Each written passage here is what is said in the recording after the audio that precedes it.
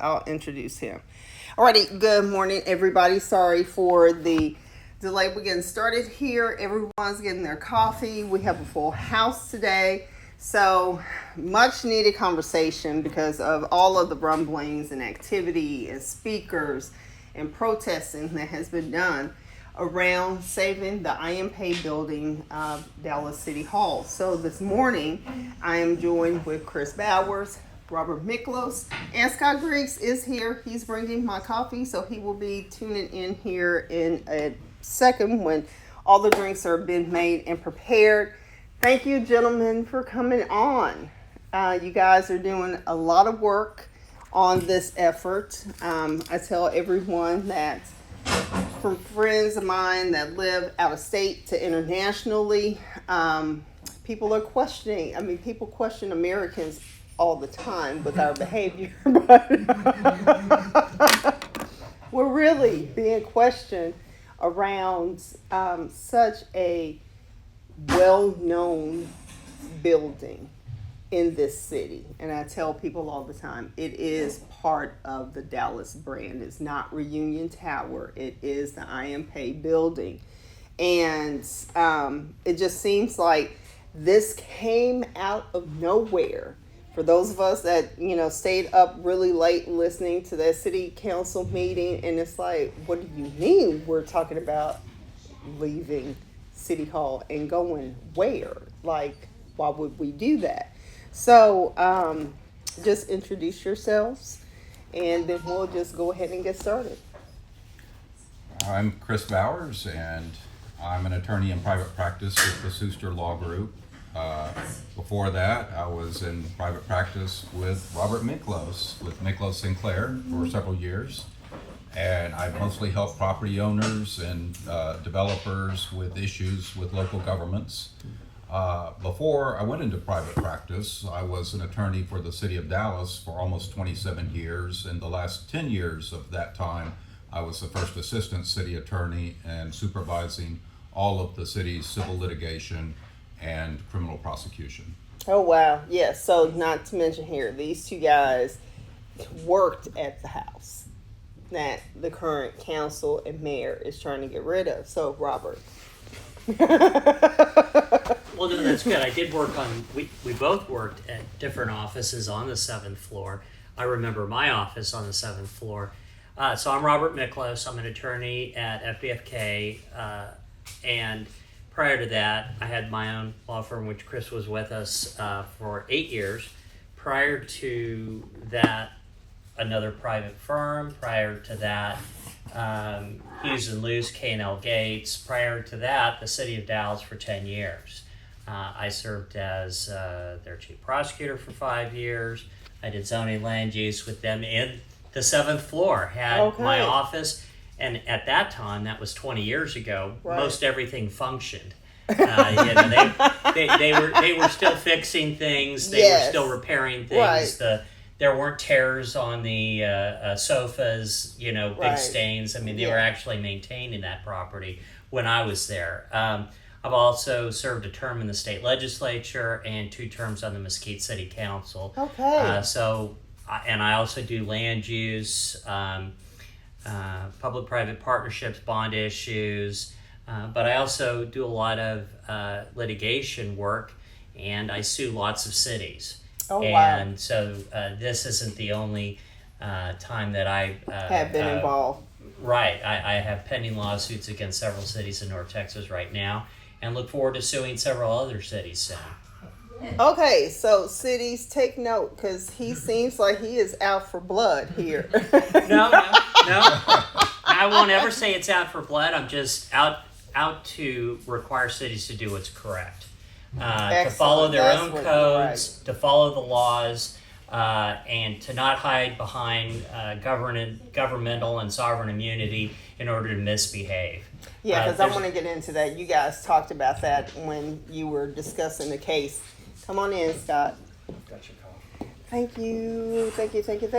Alrighty, and so we are joined here by the Honorable Scott Griggs, former City Councilman of District 1. Good morning. Good morning. It's glad everyone is happy to see you. Oh, it's great to be here and see all of you. Yeah, when your name popped up, it's like, oh gosh, Scott has entered the chat, and everything went wild. So, for new viewers and people that may not remember your tenure on City Council, just introduce yourselves for my guests. Yes, I was in the Dallas City Council from 2011 to 2019, and from 2011 to 2013 I represented District 3, and then from 2013 to 2019 District 1. So during those great 8 years, represented essentially at different times the whole southwest quadrant of the city of Dallas. And that is amazing. And some of y'all may remember he was the people's choice for mayor. And it was a tumultuous race between he and Eric Johnson. It was like nobody else was running at that time. All the emphasis was on you two guys. So now we're here talking about saving City Dallas. So one of the things that has come about with all of the discovery as far as the lay people are concerned, with digging up facts and information, this building was going through the landmark process. And it seems like there was like, oh my gosh, we better hurry up and do something about this before they get landmark recognition on it, and then we can't give it away. So did that potentially have any bearing on the speed at which we are seeing this process move? It possibly does. That effort to begin the landmarking, I think, began in March of 2024 or 3, one of those. It began a couple of years ago. Yeah. And the Landmark Commission approved moving it forward in the process, but it hasn't moved forward. It's still waiting a City Plan Commission hearing and a council hearing. Yes, and seeing how the council has been voting, I would imagine that CPC wouldn't take this through. What are your thoughts on that? It has been. It's been slow, unfortunately, too slow. It's a great piece of Dallas's history now. And certainly it represents, too, I think, the vast majority of the people in the city of Dallas, our inheritance. We had some great leaders come before. Right. We had some great citizens pay the bill for this. Yes. So we own it, and it's a wonderful place, and it needs to be preserved and protected. So it seems that and I had Honorable Valletta Hill on, and we talked about how it is part of a triangle with JFK, because that's why it was built, was to turn the city's image around for not being the city of hate, and to know that old City Hall, because those of us who grew up here, we remember old City Hall and new City Hall, is still standing. It's part of the history of that unfortunate day. And to have two places that are part of that to still be around and potentially see this building turn into something else is kind of like, and as the old saying goes, Dallas values nothing about its history and its buildings. So kind of just talk about this process, because I know people have been angry with, when is this lawsuit coming? And you guys did follow notice with the city, and to my understanding, you've done that a couple of times. So kind of talk about what that process is about. And for those of y'all tuning in, I know, because I'm so excited and I'm fangirling here and all this kind of stuff over this topic, so I'm just kind of jumping all around. And you may remember me sometime from back then. Yeah, I can be kind of all over the place with my brain here, so just bear with me and entertain me for a hot second, and I'll pull it together once this caffeine kicks in, I swear. But you guys follow notice with the city on, taking further action if things aren't changed. So talk about that and what brought that about. Well, we have, on behalf of the Save Dallas City Hall Coalition, have sent several letters to the city notifying it that it is violating certain laws or potentially is violating certain laws, and giving the city 60 days to fix those issues. And that is part of a amendment to the Dallas City Charter that the voters enacted in November 2024. Yes. It says if you give the city 60 days notice of a violation of city ordinance or state law, that thereafter, if you were to sue the city on those issues, the city doesn't have its governmental immunity. Oh, wow. So I do want to tip my hat off here to a gentleman that doesn't necessarily have the best reputation with the people, but we do have Monty Bennett to thank for that with those charter amendments. Who knew that it was going to come in handy? So what violations are the city doing with regards to this building that you guys have given them their notice on this? Well, the first letter that was sent was about demolition by neglect. Okay. And that is a shorthand phrase that is used for historic buildings when a property owner isn't maintaining the building. Okay. And the city's ordinance states that if the landmark designation process is initiated, which it has been, and we've talked about, then thereafter the city must maintain elements of the building that would otherwise cause the building to fall apart. Okay. Okay. That's very interesting. So you mentioned before we got the camera rolling there, Robert, how things were still working when you were there as an attorney with the city. So we didn't have couches with tears and holes and stains and all this great stuff. So demolition by neglect. As a layperson going there, it doesn't look like there's much neglect to the building, but I have an untrained eye. You guys were there, y'all remember it when, and y'all have seen it today. So, Well, and as an attorney who practiced, and not as much in front of the horseshoe, but for the last 20 years. So I did 10 years in the city attorney's office, and all the bathrooms seemed to work, and all the there wasn't rigging on the scaffolding, and there wasn't disrepair.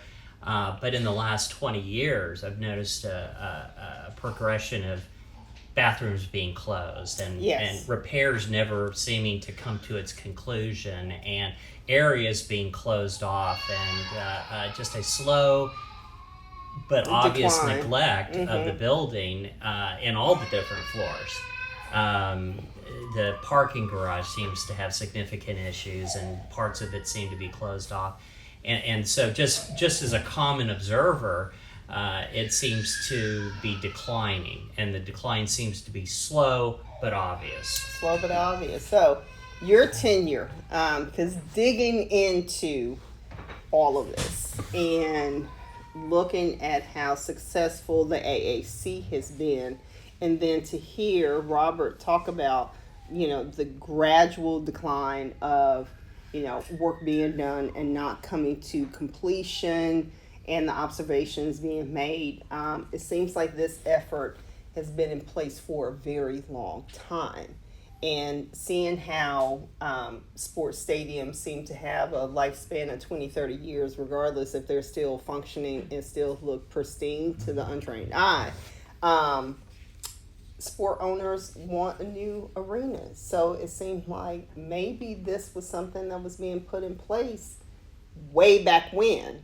So when you were on council, did you hear anything?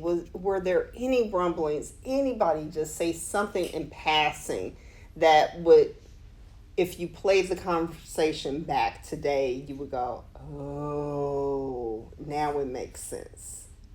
No, there wasn't. Wow. Up through 2019, there was not any discussion of abandoning City Hall or Moving out moving or out. There's absolutely no discussion of that at all. And in fact, I think it was a modest amount of money, but in the 2017 bond program, there was some money set aside for City Hall. I believe it was in Proposition H. yes. Overall, that proposition had about probably 17 million, with probably about 7 million or so going to City Hall repairs. So certainly that wasn't enough, but it was Right. a step in the right direction. And so there's no discussion of leaving it, of tearing it down at all. Okay, so the infamous night when the council met until 1 o'clock in the morning and it was storming, it was said that there was water running down the walls, and I fell asleep on the call, but I did not hear anyone say, "Let's hurry up and get out of here." Mm-hmm. And I thought, well, if there's water running down the walls of the council chamber, there's a whole nother floor above that. That would mean there would be a gaping hole in 7, wouldn't it, for water potentially? And that's just my assumption that the painting of this building is that it's just basically crumbling on the inside. And I think that's not accurate. I think it's a valuable asset.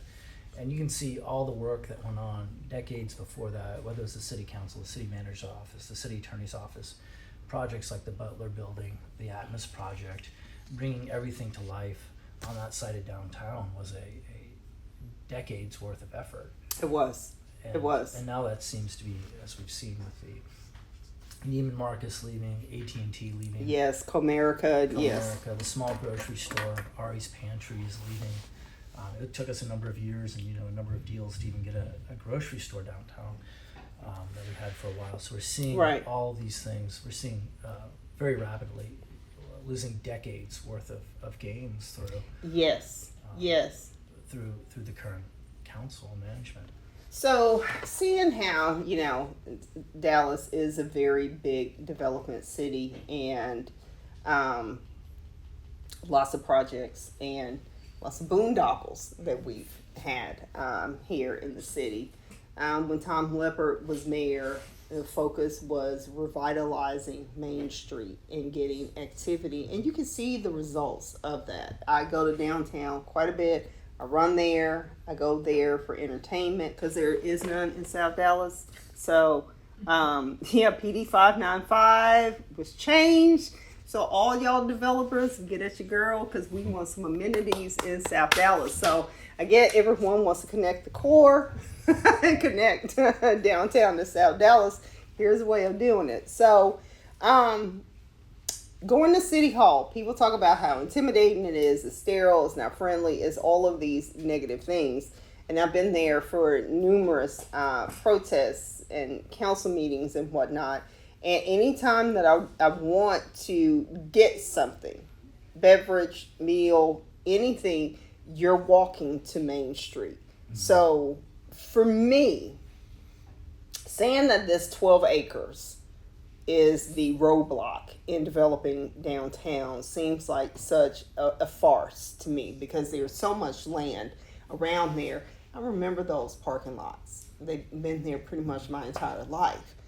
That development could have happened if it wanted to all of this time.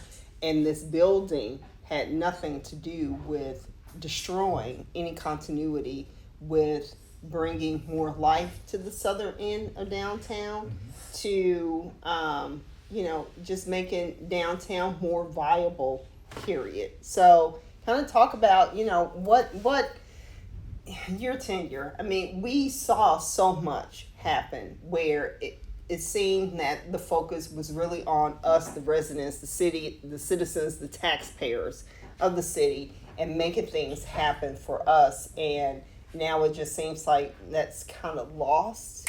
And how can we get that back if we're wanting to make downtown this viable place? I mean, you'd start by certainly keeping this building. This landmark. It is a landmark. It needs that landmark designation. The people want it. It's fantastic. I mean, there's not going to be any more I.M. buildings. No. You can see what he's done around the world for Yes. the Louvre and other places. Yes. So this is a very valuable asset that we need to preserve.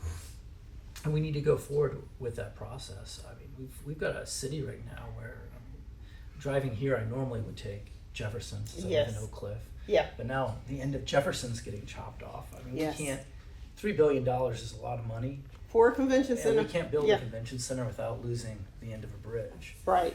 And so we're seeing the problems at the city, and this is just another example. I mean, everyone's having trouble paying their water bill. It's just outrageous, the transition over to Dallas Go and all of this. It feels like we're in this environment that's unmanaged and ungoverned.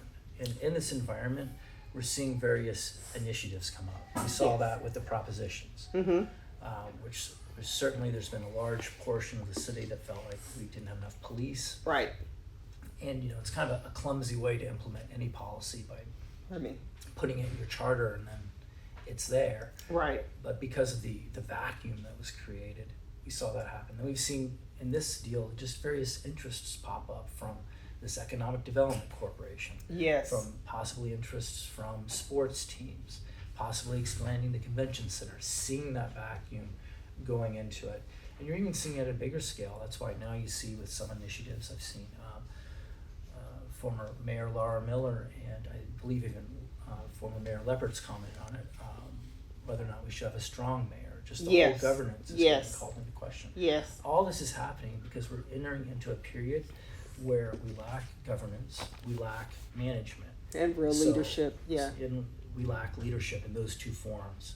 So in this vacuum, we're seeing these various initiatives happen, and to put the city in line is best. That's the best that we can because we're not seeing leadership from the top on this from management or council, is that through citizens, they are going to form an organization and sue their own city to really save the city from its own leadership.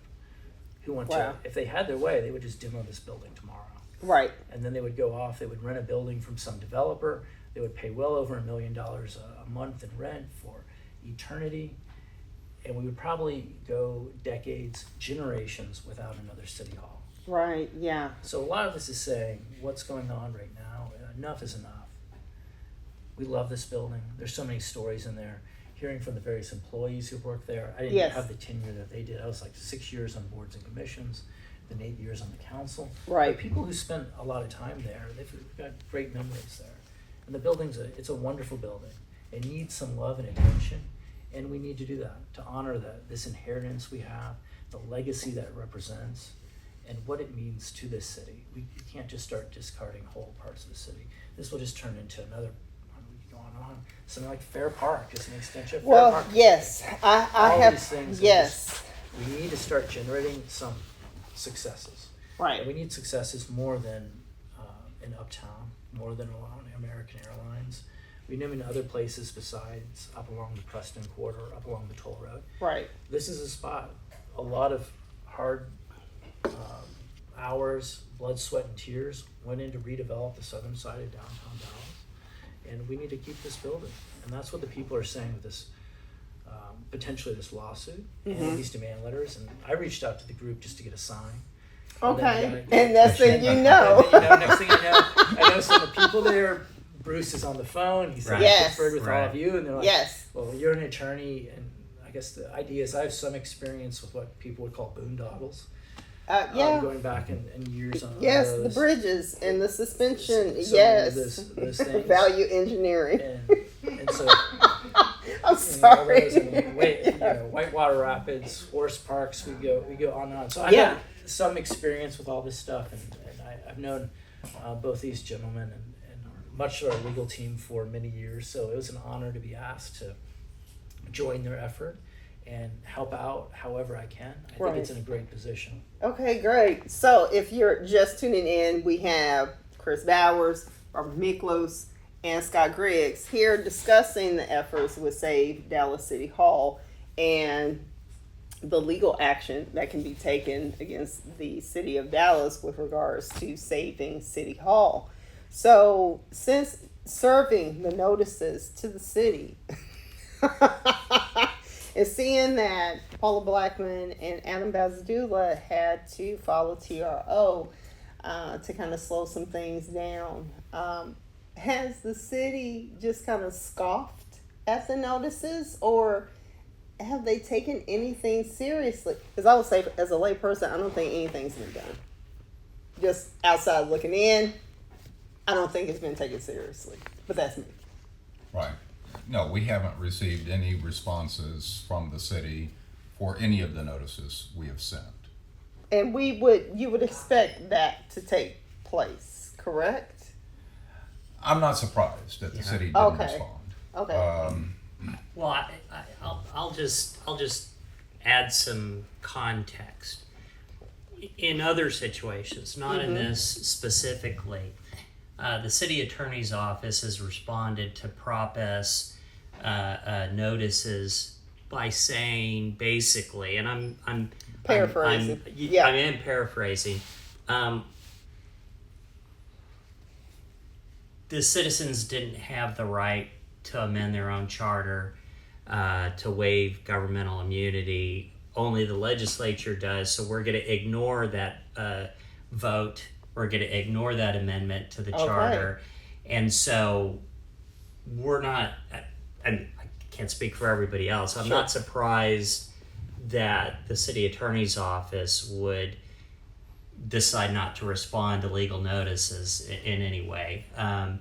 And you would expect them to basically argue in court, the citizens didn't know what they were doing.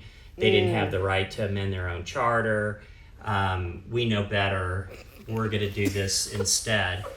Well, I mean, no, I'm sorry. It just no. It just sounds so on brand. That's why I'm laughing. And to give additional context and trying to be very respectful, the last couple of years, yes, after you've been off, and so this has nothing to ascribe to whatsoever, the functionality of various departments at the city, especially building inspection, the debacle of development services trying to go to Stemmons and then forgetting to inspect their own building and having to leave and come back to trying to Jefferson. sell it. Hopefully it's been people sold. Getting fired, thrown under the bus for that. Right. But just the day-to-day functionality of building inspection, not issuing certificates of occupancy, taking forever or just never responding to businesses who just want to open their doors, responding incorrectly, responding hostily, arguing with themselves in front of you.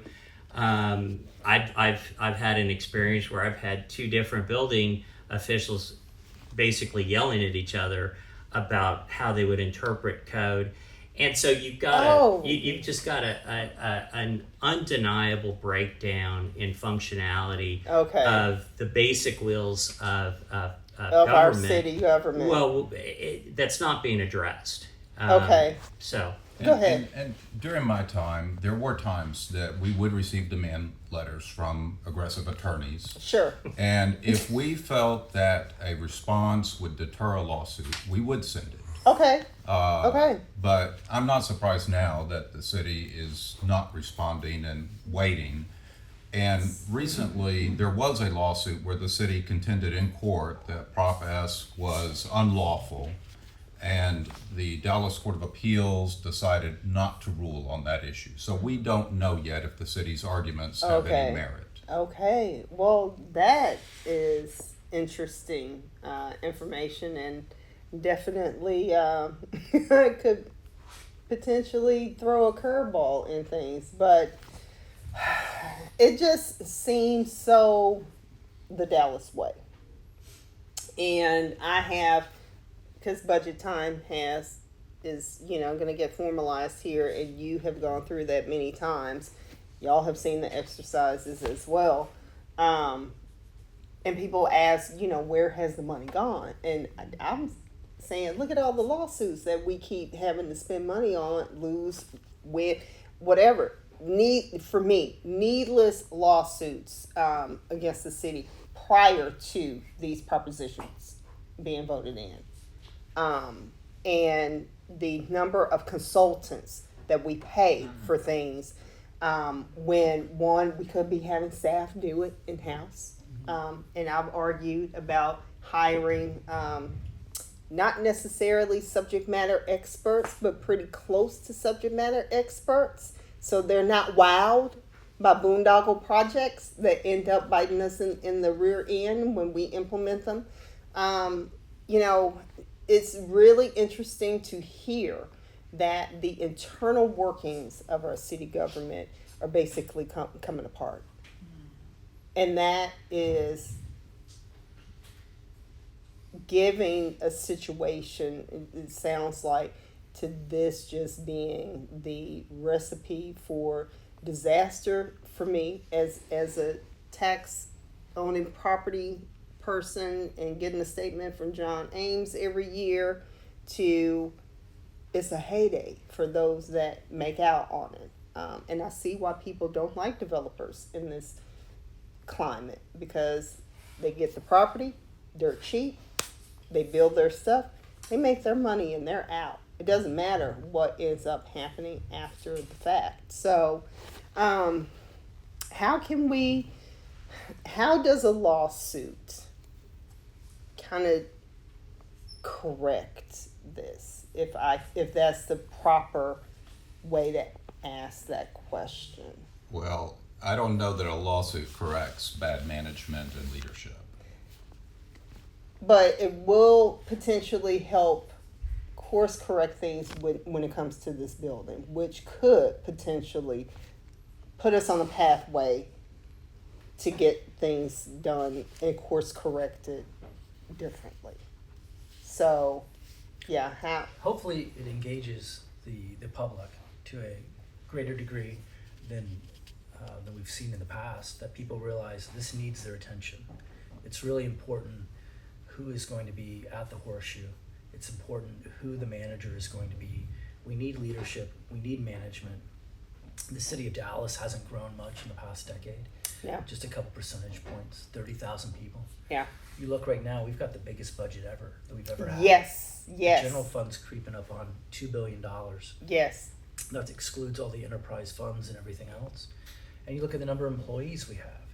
We have more employees than ever.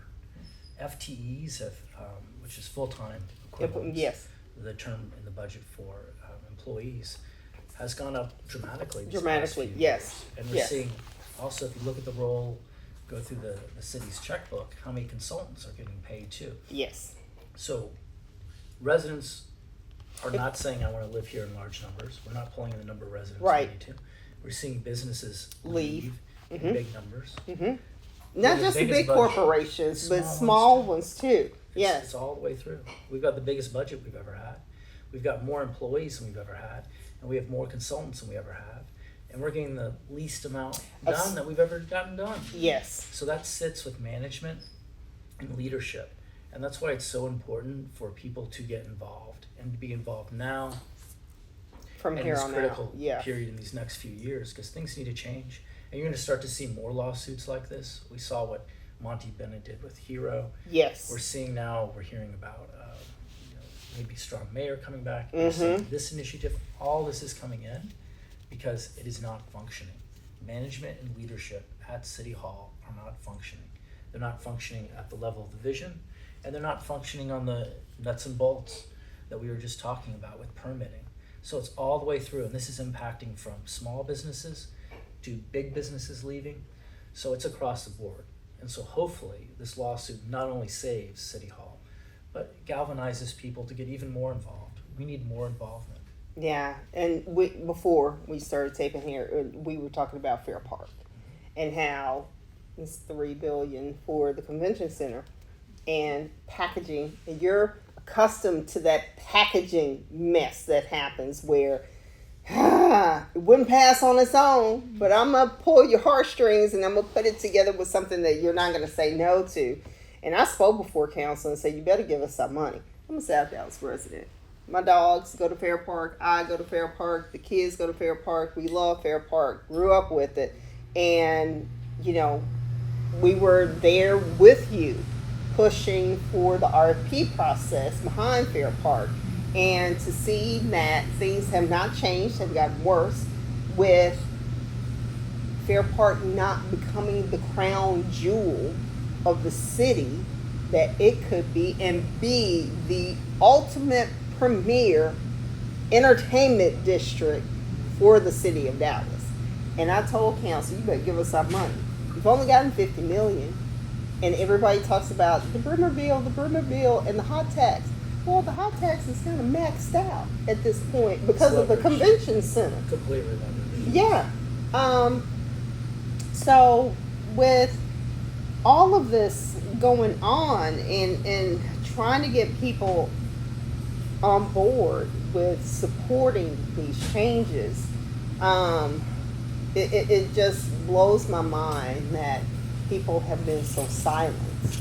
about this? I think so. There's even a different way that things happen now. So, like in the old days, if there's some big project and people wanted to do it, what they would do is they would get a couple of big experts from around the world, maybe some guy from Canada with incredible credentials, someone from over in Because I know Europe. someone. They would fly them in. They had all these titles and everything else, and then they would show us these beautiful watercolors about what was going to be, and then we would all go through a process that was called getting shredded, where you would be given these little stickers, red and green stickers, and you would go to a meeting for hours at a night. And what you liked, you put a green sticker on. What you didn't like, you put a red sticker on. Then they took these boards, who knows what they did with them, and they presented some big report and said, this is the next big vision for the city of Dallas. And with City Hall, what's alarming is they're not even doing that this time. There's no experts coming in saying we have a vision for this area. It's just trust us. It needs to go. Something's going there. We Right. can't tell you about it, but it's going to happen. It's gonna not a happen. stadium. This- It's not a casino. You're going to lose billions of dollars if you don't do this. And all this is going to cost you all this money. And so they're not even bringing in the experts anymore with all the fancy degrees. There's no pretty watercolors So there's no anymore. dog and pony show. There's not even that anymore.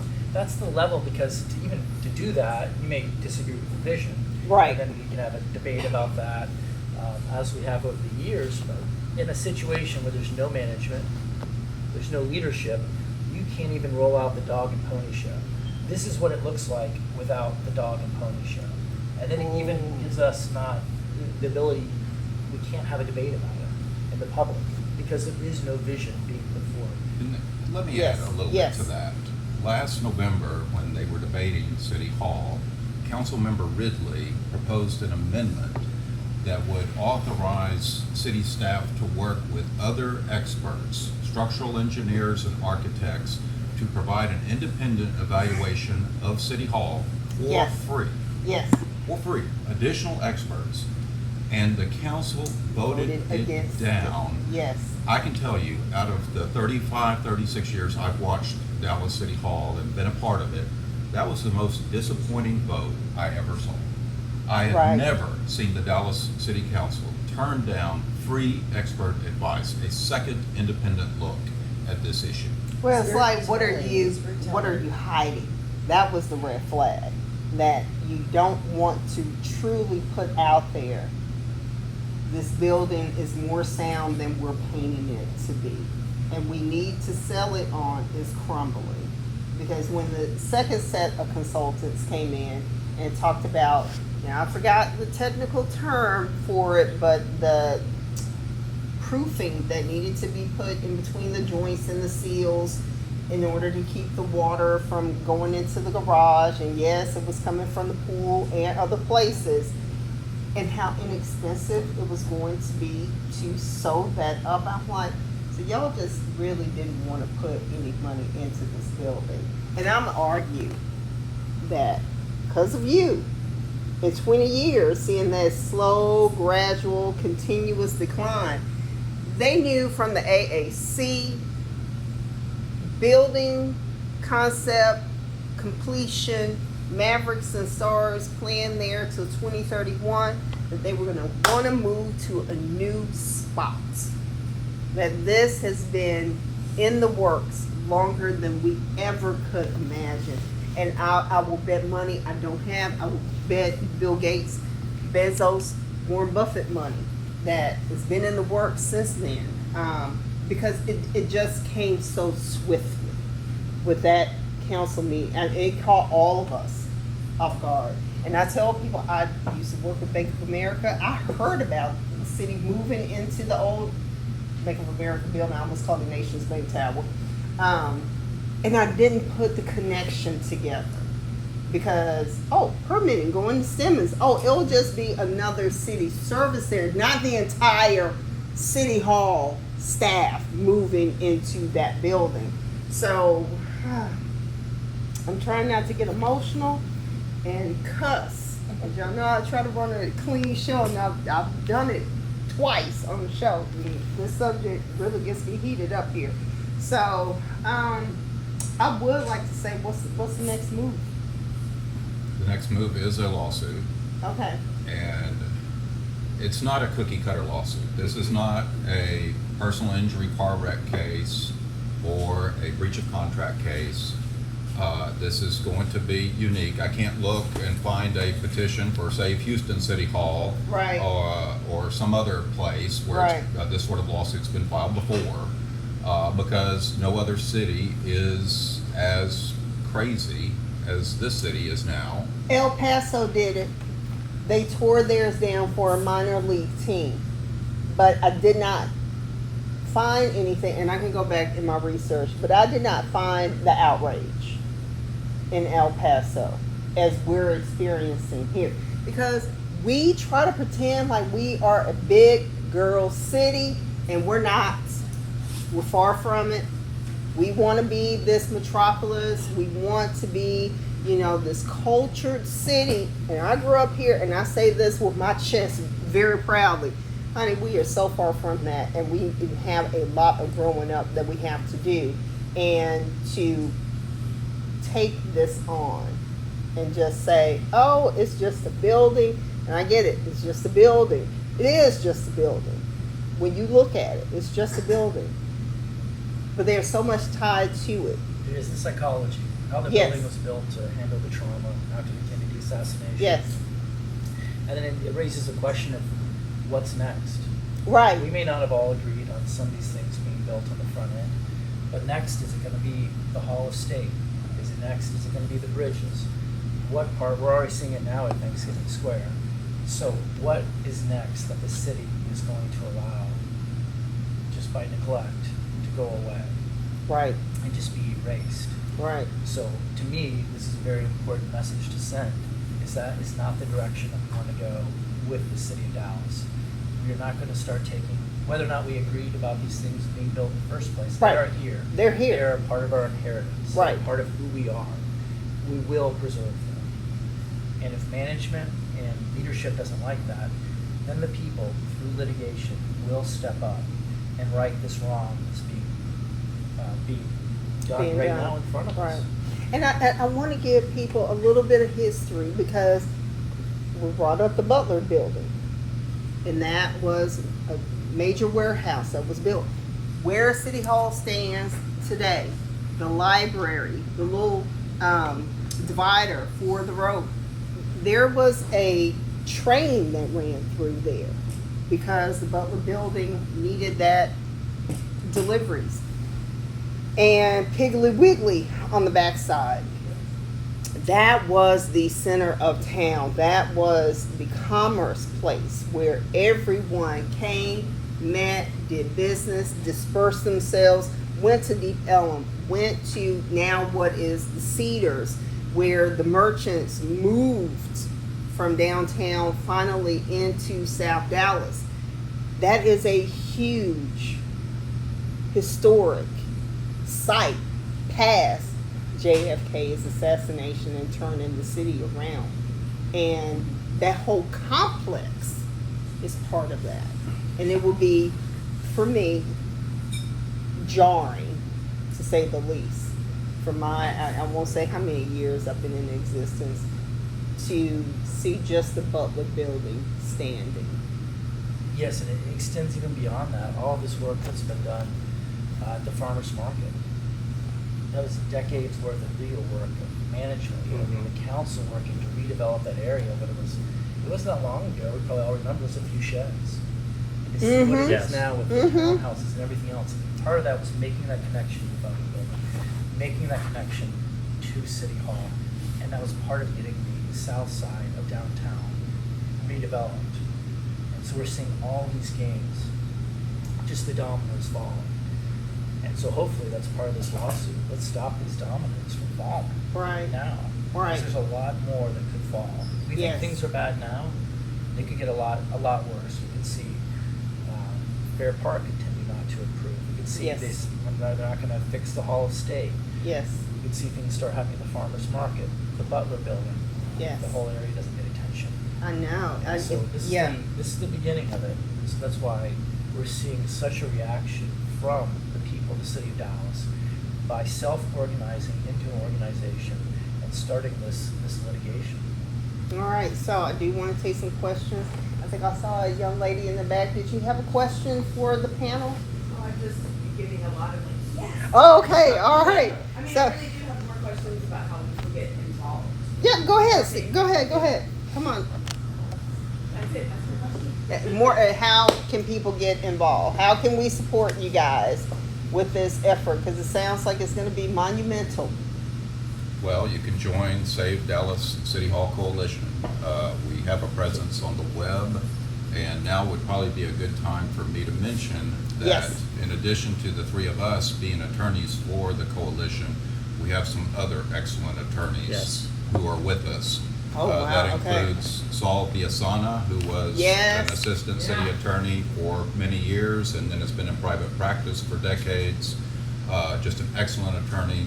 We have Michael Northrup, who is a board-certified appellate attorney with Coles and Thompson. We've got Ooh. former council member and municipal judge Von Seal Jones Hill with Yes, us. I was looking forward to Von Seal coming on the show today, but we got you, so.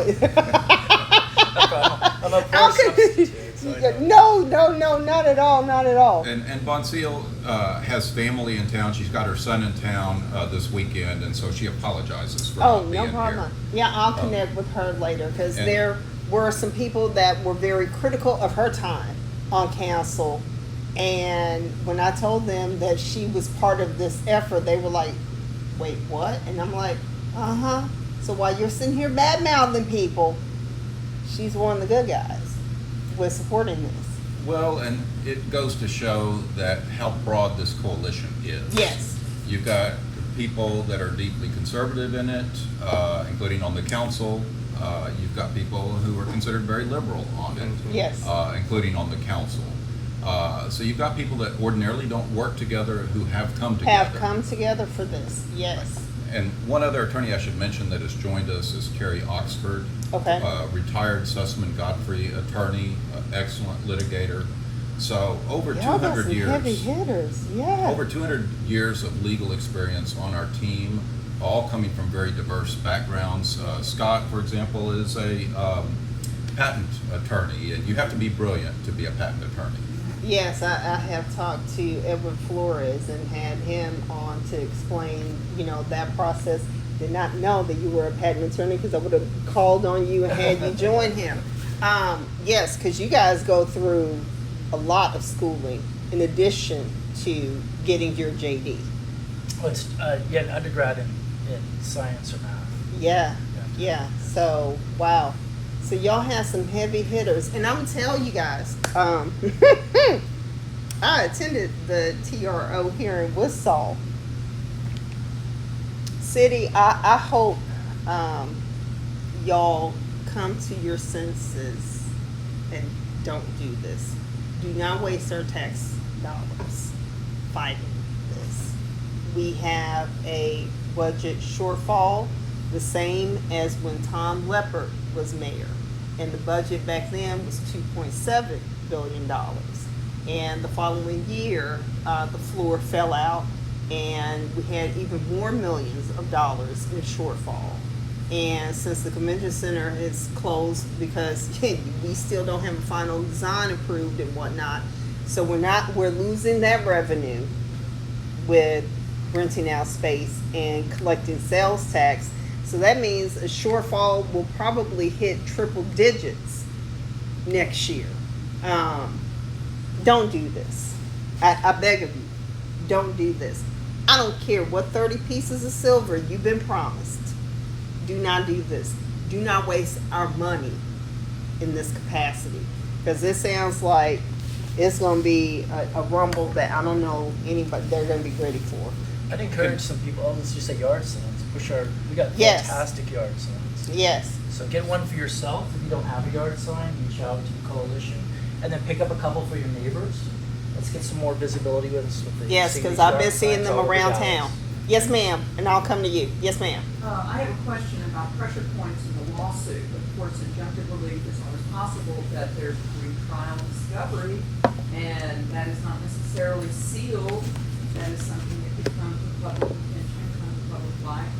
What are your thoughts about the impact of the whole litigation process in encouraging council to change course and stay city hall? Well, That's a great question, because to add on to what to the previous question about how you can help, Yes. is you can donate money to the coalition. Yes. And I should mention, all of the attorneys are working pro bono. We're not seeing a dime of it, but a lawsuit will still be expensive. Yes, it will. We Yes. will need money for filing fees, and more importantly, for discovery and depositions. Depositions are expensive. Now, having said that, you know, I will not be surprised at all to see the city march into court very quickly, file its plea on governmental immunity, asserting that Proposition S is meaningless and that the court should immediately shut down discovery and the lawsuit in general, and deny and dismiss the lawsuit Right. based on governmental immunity. And so it may be difficult to obtain discovery, but I agree with you, once we get discovery Who and is start gonna asking the tell? tough questions in depositions of officials, that they will be feeling the heat, because I think what we discover will be damning. Very, yes, it's going to Well, be. Yes, sir. And I wanted to circle back, but also kind of try and tie in what everyone's saying. Ultimately, I mean, politically and where things go and how things connect and the benefit to the citizens is always super important. But one of the biggest things of our whole times right now is the rule of law. Right. And what I think has attracted such a large, diverse group of lawyers and individuals is not just trying to save an iconic structure, but trying to require the city to follow its own rules. Yes. These rules are written down. Yes. You need a supermajority, which is 12, to do anything with that building. And what we're all talking about is having a legal fight where the city says we don't have to follow our own rules. We can do whatever we want. These rules were set in stone, but we're going to ignore them, and Yes. we have a right to ignore our own rules. Yes. That's essentially what the city is preparing to argue. They had to be enjoined because they were violating the Open Meetings Act. They had to be stopped from violating the Open Meetings Act. And the fact that the city government is behaving in such a manner to where stop us from violating the law, make us follow the law, sue us to follow the law. That's Yes. essentially what we're talking about. Yes. Is we're stepping in to say, no, You're going to follow the you law. have to follow your own rules. Yes. Your own ordinances. Yes. Your own requirements. You're going to have to follow state law.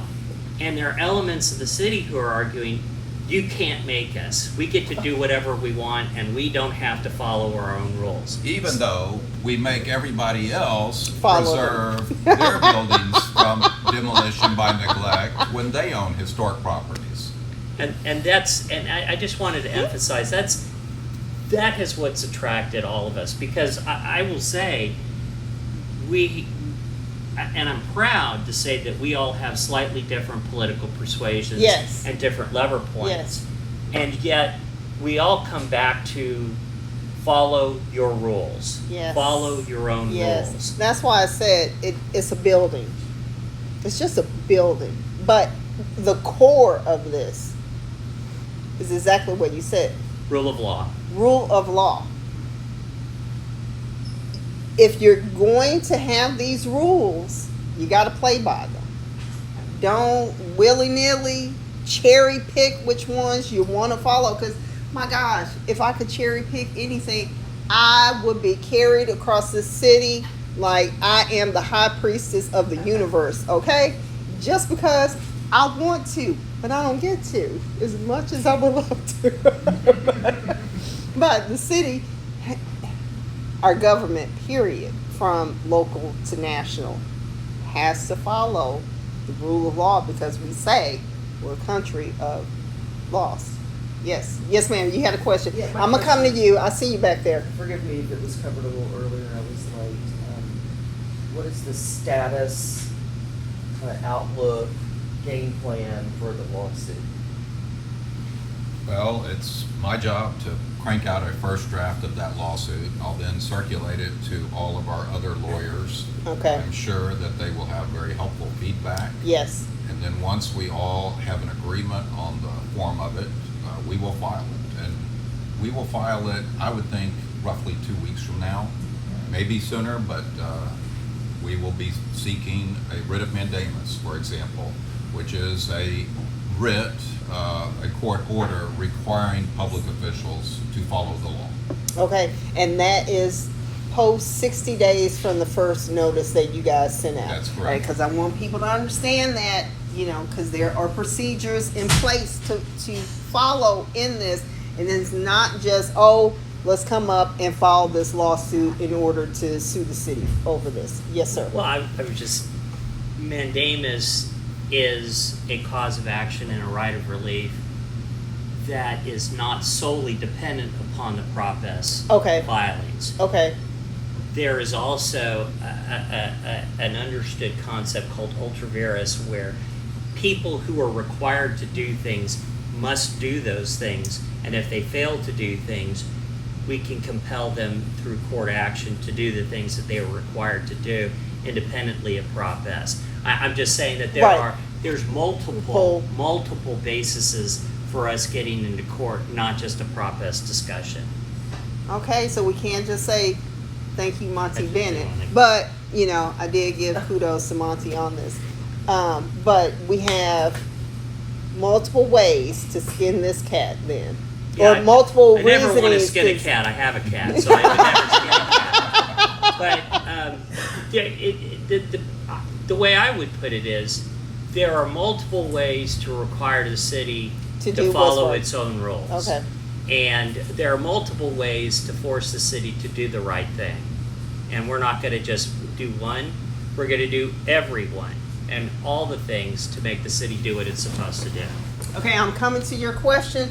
City of Dallas, come on, guys. Let's not waste our money. Do not waste our tax dollars. Do not waste our tax dollars. Okay, your question, babe.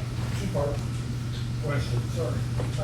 Number one, there were roughly 5,000 emails that were released. Has this group seen that group of emails? And in conjunction with that, almost immediately after the release of the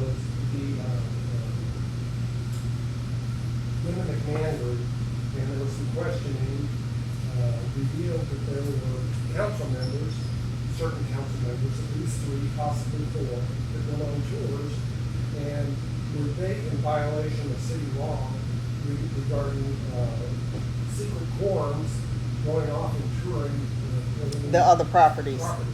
Okay. The last part of that question is, there was a notice that was released, a memorandum by the city secretary on March 19th about due diligence, that sort of stuff. So it's like, they all sort of interrelate, tie together. Who are these children? It's like, who's the adult in the room? I know Paul Ridley is, I know Kara is, but besides that, who are the freaking adults? Because it's certainly not the city manager, certainly, absolutely not the mayor. It's like, what's going on? All right, so did y'all see the 5,000 emails? We have seen the vast majority and perhaps all of those emails. We have heard about these meetings that, and tours that were given to certain Right. council members. Right. Was there a violation of the Open Meetings Act by doing that? I know that the city is careful to try to avoid that. They're well Yes. aware of the walking quorum rules. Yes. But I think some of that will have to be discovered in a lawsuit. Okay. All right. So I do want to wrap up here. So, one, we have abysmal turnout for municipal elections. Okay, guys? So the same energy we have for this past primary, we need to have that same energy come November 2027 and from here on out. This election is getting a lot of attention because it is a mayoral election in addition to city council members, but Guys, this is literally the government that is at your front and back door.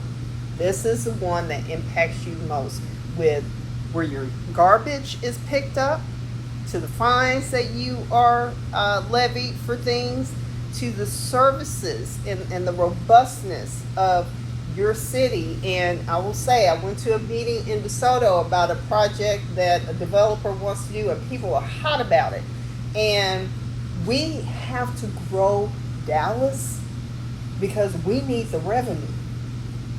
We need the tax dollars coming in, and not just it being levied on single family property owners and small and medium sized businesses, because those that don't get the 75-year tax abatements, we're burdened with that income that's not gathered by the city, in addition to what comes in for sales tax. So I want to thank you gentlemen for coming on. Lots of people here, I'm sure, is some more follow-up questions. Thank you for coming out of hiding. We wondered. We Thank you wondered. for having me on board. It's Yes. great to be here. Hello to everyone out there. Thank you for joining in. Thank you for having us. Thank Yes. you for installing you. Thank you. Yes. So tune in next week. I had my break with Run for Blue. That was last weekend and the 4th. So next weekend I have Scotty Smith. He is in my precinct, one of my neighbors, and he comes from Houston, where they have a strong mayor system, and he's going to talk about the contrast between doing development there and doing development here in the city of Dallas. So we will see you guys next Saturday.